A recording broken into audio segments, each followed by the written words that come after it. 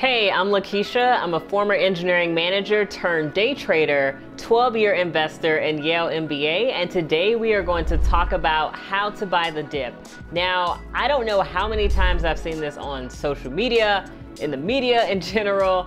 People always talk about buy the dip, but what does that actually mean? So today we're going to talk about what dip buying actually means, so that way you can take advantage of the price when it's much lower than it was before. So typically when people are talking about buying the dip, we are talking about buying the dip in two different ways. So the first way is buying the dip when the trend is going up. So let's just go to my computer so I can give you some examples. So when the trend is going up, let's just take Chipotle, and you see all these crazy lines, so just ignore that. But basically, when it was in an uptrend for this period right here, buying the dip would have meant buying it when, let me zoom in, buying it in this area when the price was down. So actually that's really hard to see. Let me zoom out a little bit more. All right. Okay, so anyway, so when it was an uptrend, buying it when it was down. So right here would have been a dip buy. Let me go ahead and circle that area. So this would have been a dip buy. And then if we move up the line right here, this red candle, dip buy right here, dip buy here, dip buy. So as you can see, there's multiple dip buys, and basically you're just buying it when it hits a low, not necessarily a new low, but just a low. So when I was looking at Chipotle, I'm gonna hit refresh on this.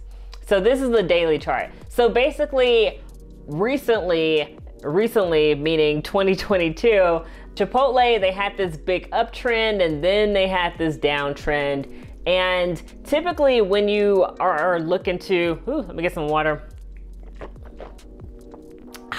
And so typically when you're looking for dip buying, you're looking for catching it on the uptrend, meaning finding those spots where the price dips. And I just showed you exactly how you do that. But the other way is buying it on the downside. And that's essentially when the price is making lower lows on that other side. So if we look at Chipotle again, let me just use this brush so you can see exactly what I'm talking about. So right here, and this is super hard to see, let me make this a little thicker and change the color.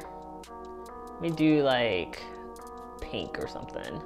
All right, so this was an uptrend here, and then we had this downtrend right here. That's currently what we're experiencing. So the price today is right here.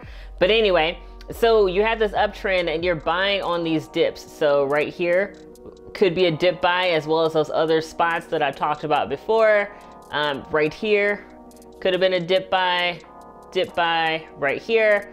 So essentially, another thing that people are taking into consideration, like I said, is the downside. So there are opportunities to buy on the downside. So right here would be a dip. I mean, because when you only have a portion of the chart visible, you don't know if it's going to drop right here and then go back up. Nobody really knows. We're only predicting based on technical analysis. So once again, this could have been a buy right here, buy right here, and buy right here. And this is actually when I just bought one chair of Chipotle because I had been looking at Chipotle for a really long time, and I wanted to go ahead and take advantage of this downtrend. And for me, it looked like it was down enough. So I was like, okay, if it hits this price target right here of $13.21, I'm gonna buy a share. And then if it hits this other price target here, $12.59, I'm gonna buy a share. And if you're wondering how I figured out these price targets, all I did was I looked at the other side before it went in this uptrend, and I said, okay, keep touching this line right about here. So this is a potential area to buy. And then, hey, it also went down to this line right here, as you can see right there. It may touch this line again. That would be my second price target. And then I went over even further, and I saw that it touched this line right here multiple times. So I was like, okay, this could be my third price target. Oh, and then going back to the first price target, I had a lot of confirmation. So basically it was touching the line here, touching the line here, and then we scoot on over here it was touching the line here and here again. So this was a very popular area, and I knew that it was going to touch it. And I think when I came up with these, it was somewhere in here when I decided, hey, I'm gonna go ahead and set my price targets. So it did hit my first one. This could go, let me remove that so you can see it. Okay, it didn't remove the little piece I wanted to. But anyway, it could go ahead and continue to go down. So what I think it might do, it might go down and hit this line again, and maybe it's an opportunity for me to buy more. Or it could go down even further. We don't know. But anyway, that's how I came up with the price targets. So that is generally what people are talking about when they say buy the dip. I will caution you though, if you are buying the dip on the downside, depending on the company, there is risk that this company may be heading towards bankruptcy. So I only do this with companies that are well known and companies that I trust. And of course, looking at the financials, I'm not just doing this blindly. Companies that are increasing in revenue year over year, that they have earnings per share or EPS that's also increasing or is not negative. So Chipotle was definitely one of those companies for me. Okay, so another thing I really wanted to include in this video in terms of talking about the dip was the EMA. So EMA stands for Exponential Moving Average. Sometimes you may see Simple Moving Average as SMA, but really it doesn't matter if it's EMA or SMA. But when you're looking at the graph, you want to focus on the 20-day moving average, the 50-day moving average, or even the 200-day moving average, especially if you're looking to invest in something for the long term. So let's go ahead and look at my computer so I can show you exactly what I'm talking about. All right, so if we take a look at Rivian right here, as a matter of fact, I have several EMAs. I have the 9, the 13, the 20, the 50, and the 200 that I just talked about. But really, I really want to focus on the 20, the 50, and even the 200. Well, this is the 200 week that I have here. I also like to use the 200 day as well. But anyway, the 20 is going to be the key EMA or moving average that you'll need to focus on. So if we take a look at Rivian right here, this orange or this yellow line that we're looking at right here is the 20-day EMA. And anytime you see the price go below that yellow line, that is a dip. So another example is right here where everything just kind of falls down, and you can see that the price is underneath the 20 and all these other EMAs right here. This is the 50 right here, this green line. And the colors will vary depending on what software you use. So I'm using TradingView, and if you want a free 30-day trial of this, then there will be a link in the description box below for you to check that out. But this is one of my favorite pieces of software when it comes to looking at charts.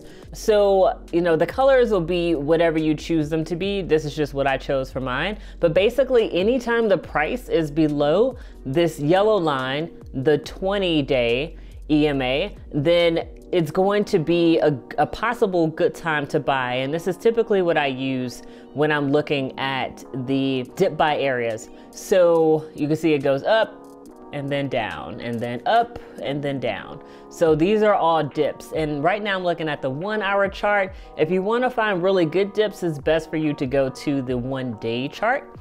And then let me just fix this a little bit.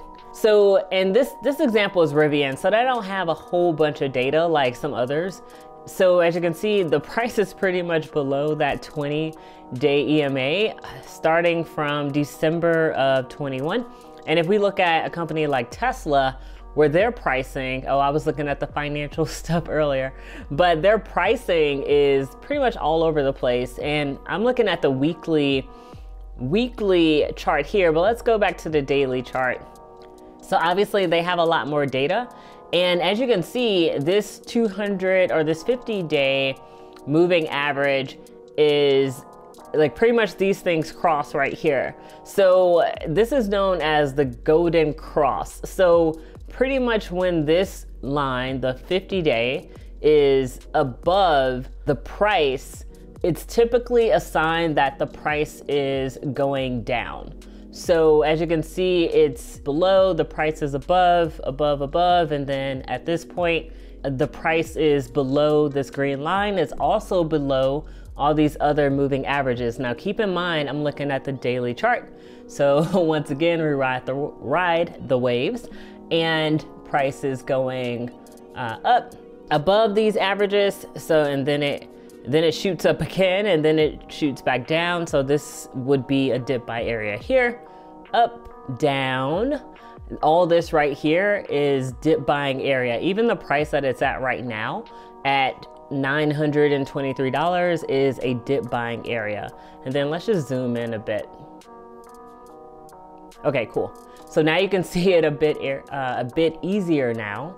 And that's the 50-day, this is the 20-day, and then we have these other EMAs that we are not gonna worry about right now.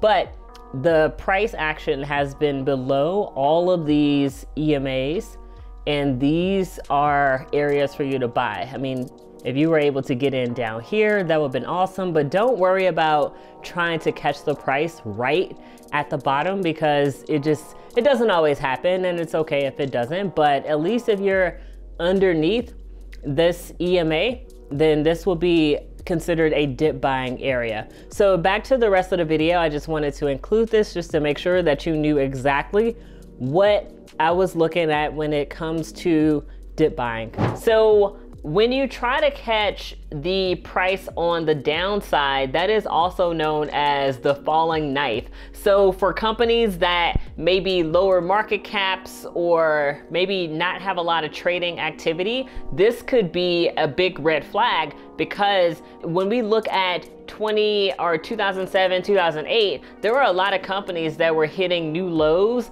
and some people were trying to catch that falling knife, not really knowing what the future had in store. But some of those companies eventually went bankrupt, and we definitely don't want that. So I only try to catch the dip on the downside for companies that I'm really, really confident in and that have the good financials to back it up. Ideally, you want to do it when it's going up and catch these dips, because these are really good areas to buy. And when I'm looking for a dip buy, I'm typically looking for a company that has a dip of 10% or more. So sometimes you can find one. So for instance, Facebook today had a really, and ignore all this stuff, I was doing some analysis, haven't quite finished, but basically they had a really negative day. They were down 26%. So that is a really good dip buying area, because I don't believe that Facebook is going anywhere anytime soon.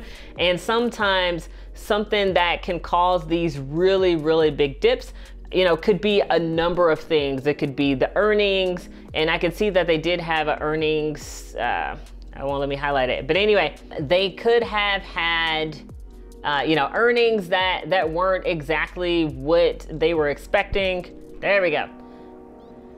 Earnings that they weren't expecting. It could be, you know, maybe they have some sort of federal case or lawsuits or something. You know, it could just be a number of things when it comes to these companies.